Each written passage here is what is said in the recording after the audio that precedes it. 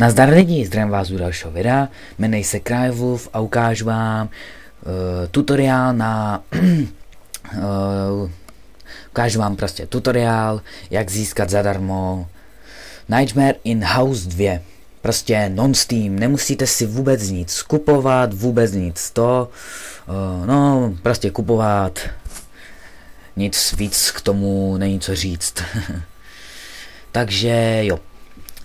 Takže půjdete na můj blog na my.opera.com/krajvův.cz/blog.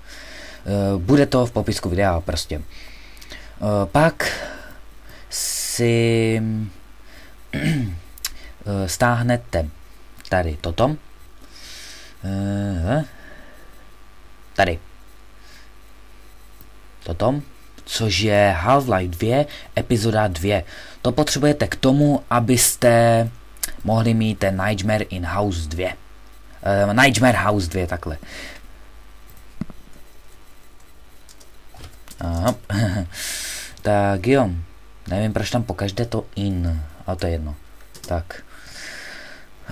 Pak, jak si to stáhnete, tak si stáhnete mod, ale říkám ještě něco k tomu, řeknu, že potřebujete uTorrent, který tam taky dám do popisku.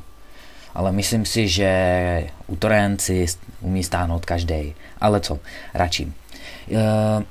Jak si extrahujete ten Half-Life 2, já ho mám extrahovaný tady, prostě ve stažení a mám to všecko tady.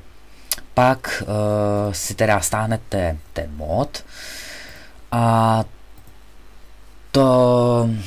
tu složku, která se jmenuje NH2 a ve které máte toto, tak tu složku NH2 si zase přesunete do té složky Half-Life 2, epizoda 2.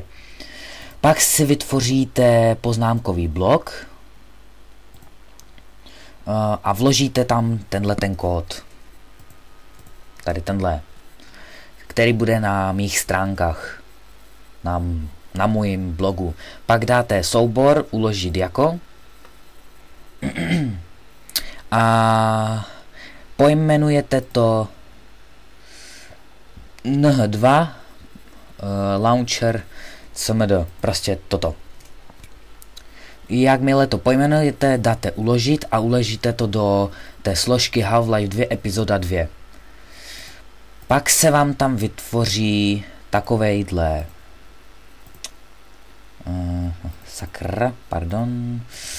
takovejhle launcher.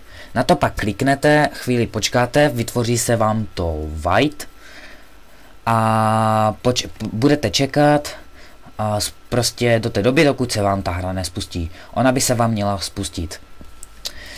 Jinak doufám, že se vám tutoriál líbil. Máte prostě Nightmare House 2 zadara, tak nevím, co k tomu říct, ale ještě jednou, pokud se vám video líbilo, tutoriál, pokud chcete, dejte like, odběr, koment, cokoliv, potěšíte mě.